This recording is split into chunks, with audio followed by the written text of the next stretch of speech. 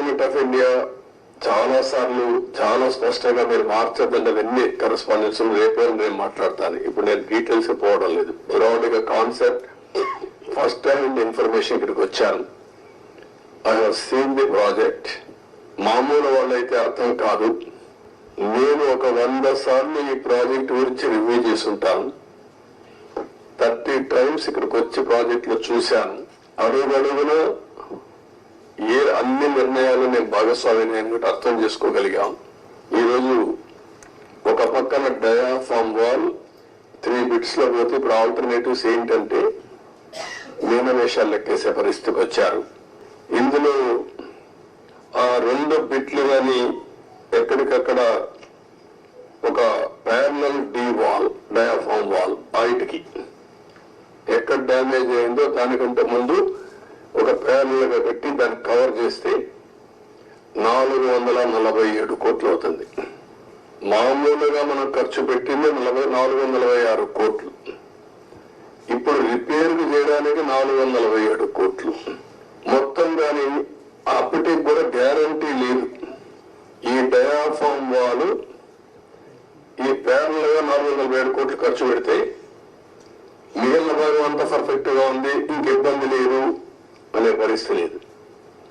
కాదు, మొత్తం diaphragm wall parallel గా కట్టాలంటే 990 కోట్లు.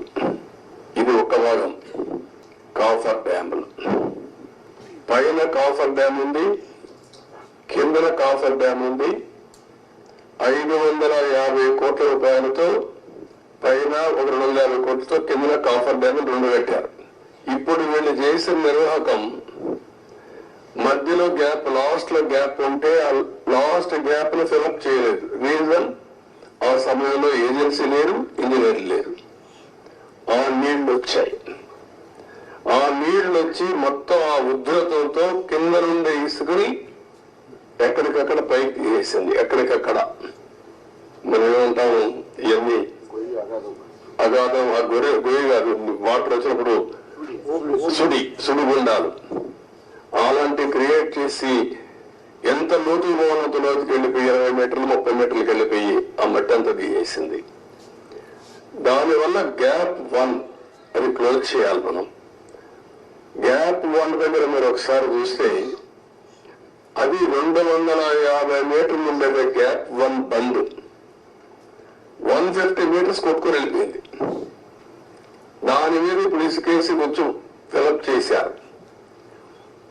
ఇప్పుడు ఆ ఇసుకేసి అది ఫిలప్ చేస్తే దాన్ని మళ్ళా గ్యాప్ 1 ఫిలప్ చేయాలి మనం. ఇప్పుడు ఇసుక తీసుకొచ్చి బయట నుంచి ఇసుక తీసుకొచ్చి అక్కడ పెట్టి మొత్తం కొట్టుకొని వెళ్ళిపోయింది. కాబట్టి ఇప్పుడు డ్రౌటింగ్ దానంతా కూడా కాంపాక్ట్ చేస్తున్నారు ఆ ఇసుక అంతా పోసి. ఇది ఎంత అవుతుందో తెలియదు. ఒక 2000 కోట్లు అవుతుందా, ఎంత అవుతుందో తెలియదు.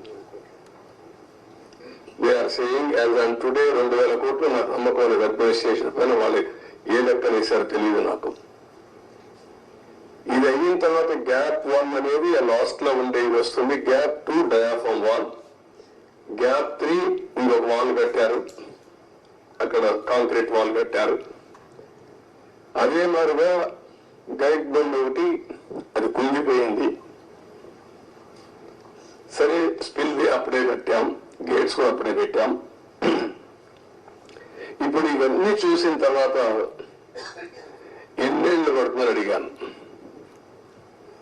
ఆ రోజు కానీ కంటిన్యూ ఉంటే 2020 ఎండుకు పూర్తి అయిపోయింది ప్రాజెక్ట్. ఈరోజు 5 ఏళ్ళు అయిపోయింది. ఇప్పుడు ఎప్పుడు అవుతుందంటే 4 సీజన్లు కావాలంటున్నారు మినిమం. 4 సీజన్లు అంటే 4 ఏళ్ళు. అన్ని సవ్యంగా జరిగితే మళ్ళా ఒక వ్యక్తి రాష్ట్రానికి ఒక శాపంగా ఎట్లా మారుతారనేది ఇది ఒక కేస్ స్టడీ. రాష్ట్రంలో ప్రతి ఒక్కరూ ఆలోచించాలి. నేను డిస్కస్ చేస్తాను ఇంకా.